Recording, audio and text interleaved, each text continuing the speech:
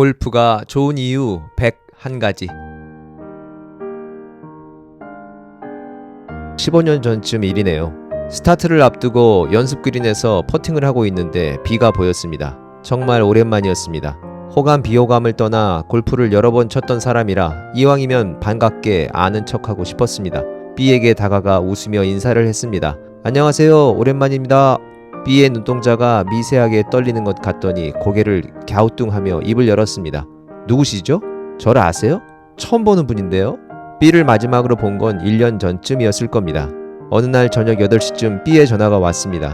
술 한잔 살 테니 같이 가자는 전화였습니다. 주로 짧은 치마를 입은 서비스 요원들이 옆에 앉아 과일도 입에 넣어주고 술도 따라주는 곳이라며 잘 아는 서비스 요원이 한 명 있는데 그 요원을 꼭 만나야 한다고 했습니다. 아내가 다른 사람은 몰라도 나는 믿는다며 아내에게 저와 함께 하는 걸로 이미 이야기를 해 놓았다고 했습니다. B의 직업은 아내의 눈치를 봐야 하는 셔터맨이라 측은지심이 발동했습니다.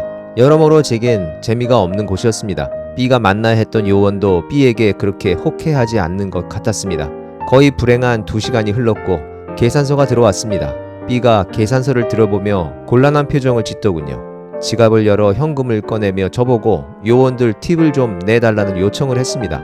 B를 위해 거의 억지로 함께 해준 시간이었고 분위기를 맞추려고 2시간을 허비한 내가 오히려 팁을 받아야 한다는 생각을 하던 참이었는데 돈을 내라니 B와의 만남과 골프가 한꺼번에 몰려들었습니다. 같은 동네에 살던 B를 만난 건 3년 전이었습니다. 우연히 조인을 했던 첫 라운드, 몇 홀이 지나며 5살 차이가 나는 나이를 알게 되었고 이제 조금 편안하게 말해도 되겠지라는 표정으로 B가 물었습니다. 골프 친지 얼마 안 됐죠? 한 1년 정도 되었으려나? 아, 네. 공을 제대로 맞추지 못했고 가끔 헛스윙도 해댔으니 한편 당연했는지도 모릅니다.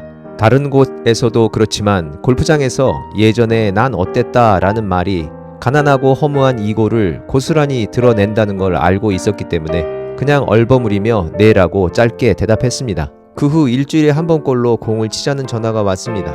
B는 소소하지만 내기가 중요한 골프를 좋아했는데 저는 꼴찌로 안성맞춤인 사람이었습니다. 서너 번 동반 라운드를 할 때까지 저는 B가 내기 골프 썸을 구성할 때 제일 처음 전화하는 골퍼가 되었습니다. 하지만 어느 순간 언제나 1등을 했고 내기에서 딴 돈으로 기분 좋게 밥을 사는 사람이 B가 아닌 제가 되었습니다. 제 골프가 성큼성큼 회복되며 B의 전화도 띄엄띄엄해졌습니다. 그래도 마지막 한 자리를 채우지 못할 때는 여전히 제게 전화를 했었습니다. 그러던 와중에 요원이 보고 싶은 날 제게 전화를 했던 거였죠. B는 아내 때문에 카드를 쓸 수 없어서 그러니 나중에 갚겠다고 했지만 여러 차례 부탁을 했지만 저는 끝까지 거절을 했습니다. 결국 B는 요원 앞에서 얼굴이 깎이는 수모를 당하며 모자라는 돈을 다음날 주기로 하고 자리를 파했습니다. 돌아오는 차 속에서 B가 담배를 깊게 들이마셨었는데 아마 B는 그때 마음의 결정을 한 것 같았습니다. B가 연습 그린을 떠나고 나서도 골프를 10번도 넘게 쳤고 요원이 있는 술자리까지 했던 B가 모른다며 말하던 얼굴이 자꾸 떠올랐습니다. 신기했습니다. 즉흥적인 판단이었다면 대단하다는 생각을 했고 이내 어쩌면 마음이 불편해지는 사람을 상대하는 B만의 방법일지도 모른다는 생각도 들었습니다. 아, 그런데 참 B에게는 운이 없는 날이었습니다. B 바로 뒷팀에서 제가 플레이를 했으니까요. B가 전혀 모르는 어떤 골퍼가 18홀 내내 뒤에서 자신을 쳐다보는 게 아마 B에겐 엄청난 부담이었을 겁니다. 전혀 모르는 나를 의식해서인지 B가 첫 홀부터 무너지는 게 보였습니다. 그러다 후반 첫 홀, 앞팀에 B가 보이지 않았습니다. 집으로 간 것 같았습니다. 저도 마음 먹었죠. 이제부터 나도 B를 모르는 사람으로 생각하는 게 낫겠다라고요. 하지만 2년쯤 흐른 후 운명처럼 B를 다시 만났습니다.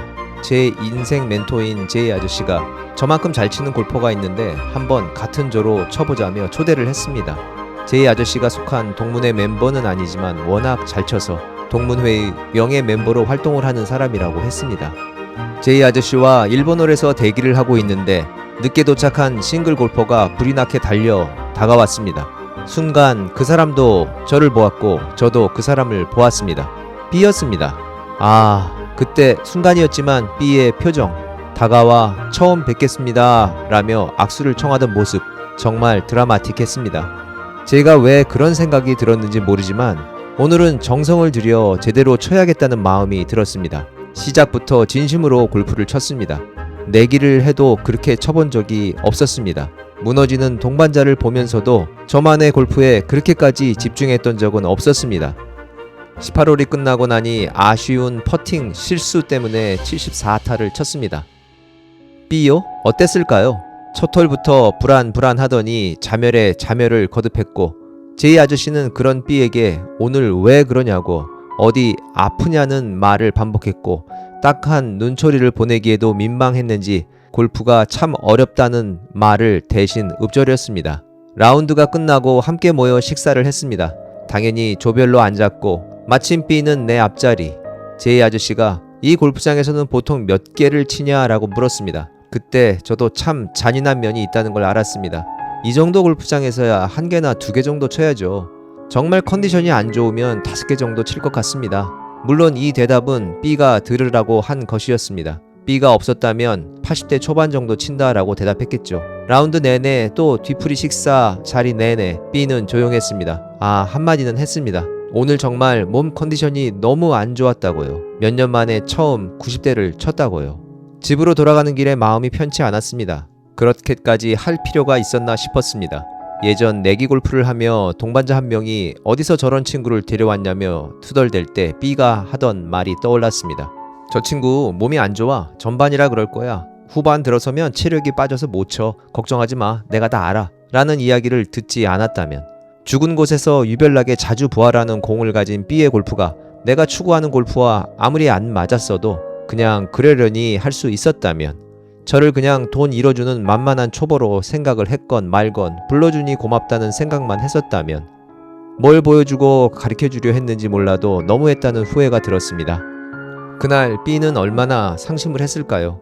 이제 만날 일은 없지만 마음으로라도 미안했다고 너무 잔인했다고 말하고 싶습니다.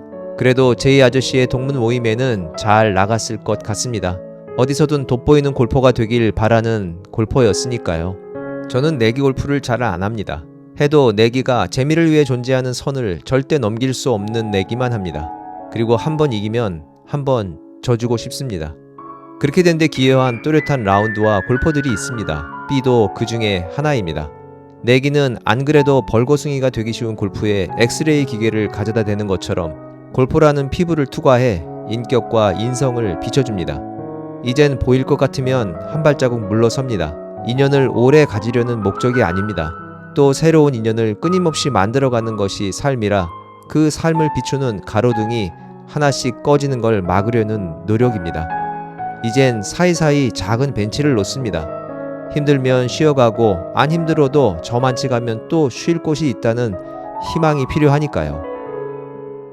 자비심, 이해, 용서, 반성, 성찰, 겸손, 베품, 그런 글자가 쓰여있는 벤치들 말입니다.